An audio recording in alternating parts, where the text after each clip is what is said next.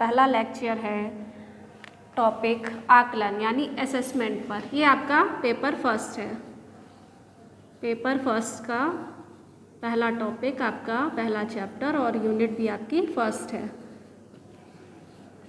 हमारा पहला टॉपिक है आकलन यानी असेसमेंट। ओके, तो सबसे पहले हम आकलन का शाब्दिक अर्थ जानते हैं कि आकलन का शब्द का दैट मीन्स अर्थ क्या होगा। तो आकलन हमारा यानी एसेस किससे बना हुआ है? लैटिन भाषा के एसेसडियर से, जिसका अर्थ होता है टू सिट अर्थात विथ अर्थात साथ में बैठना।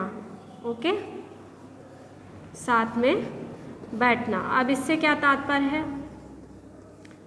इससे तात्पर्य यह है कि जो हम छात्रों के साथ छात्रों के लिए करते हैं वही हमारा आकलन कहलाता है। छात्रों के साथ और छात्रों के लिए। छात्रों के साथ से तात्पर्य है कि ये आकलन यानी असेसमेंट हम किसका करते हैं? हम छात्रों का करते हैं। जैसे परीक्षाओं के बाद, आपकी परीक्षाओं के बाद जो भी आपका रिजल्ट निकलता है उसका क्या किया जाता है? आकलन। कि आप में कितने कौन सा गुण है। सपोज़ आपका शैक्षिक उपलब्धि से रिलेटेड हो गया और इससे रिलेटेड जो गुण को हम आकलन करते हैं वही हमारा असेसमेंट कहलाता है, अर्थात आकलन कहलाता है। तो ये इसका शाब्दिक अर्थ हुआ। अब जैसे प्राचीन समय में हम जाएं तो प्राचीन समय में नालंदा है, तक्षशिला है, या आपने वैदिक काल पढ़ा होगा, बौद्ध काल पढ़ा होगा। उस समय छात्रों का आकलन कैसे किया जाता था? उस समय कोई लिखित विधि तो होती नहीं थी। उस समय हमारे पास विधियाँ कैसी होती थी? मौखिक विधि होती थी। छात्रों का आकलन कैसे होता था? प्रश्नोत्तर विधि के माध्यम से। गुरुजी जो होते थे वो छात्रों से प्रश्नोत्तर करते थे। इस तरह छात्रों का मौखिक आकलन किया जाता था। इसके बाद धीरे धीरे कई सारी विधियाँ आईं और छात्रों का लिखित, मौखिक, साक्षात्कार विधि, कई सारी विधियाँ हैं जिसके माध्यम से छात्रों का आकलन किया जाने लगा। वैसे मोस्टली समझा जाता है कि आकलन, मापन, मूल्यांकन इत्यादि सब आपके एक ही है, बट ऐसा नहीं है। आपका आकलन, मापन और मूल्यांकन पूर्णतः डिफरेंट है, और यानी कि पूरी तरह से अलग हैं। इसको हम इस तरह से समझ सकते हैं। सबसे पहला आता है आपका परीक्षण। ठीक है, पहले क्या हुआ? परीक्षण हुआ आपका। परीक्षण के बाद आपका हुआ आकलन।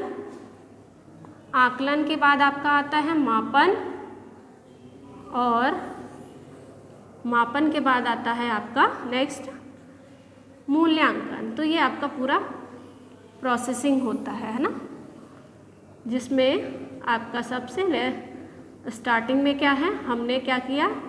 परीक्षण किया। जैसे मैंने अभी आपको एग्जांपल दिया कि सबसे पहले क्या होता है? आपका टेस्ट लिया जाता है, या जो एग्ज़ाम होते हैं, आप परीक्षा देते हो, उसमें सबसे पहले परीक्षण यानी आपने टेस्ट दिया। टेस्ट के बाद आपका आकलन हुआ। ठीक है, और आकलन के बाद आपका मापन हुआ। मापन का अर्थ अभी आप आगे डिटेल में इसको समझेंगे।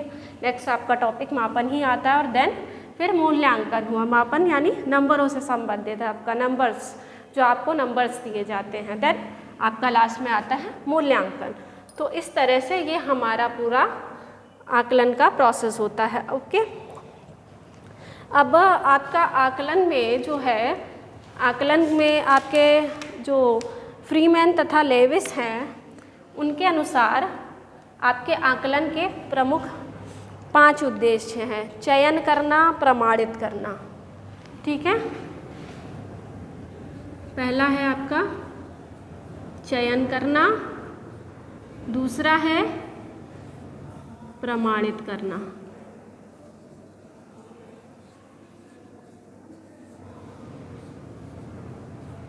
फ्रीमैन तथा लेविस के अनुसार।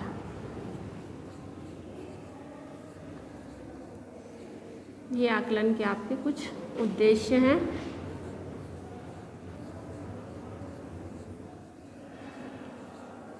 ओके, तो ये हमारा फ्रीमैन और लेविस के अनुसार प्रमुख कुछ उद्देश्य हैं। इन उद्देश्यों में आपका पहला है चयन करना, प्रमाणित करना, वर्णन करना, अधिगम में मदद करना और शिक्षण में सुधार करना। वर्णन करना, अधिगम में मदद करना और चयन में सुधार करना। ये 5 मुख्य उद्देश्य आपके फ्रीमैन ने माने हैं।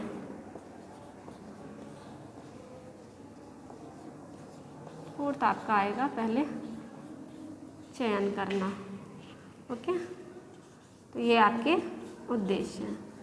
तो इस तरह से आपका ये टॉपिक होता है कंप्लीट।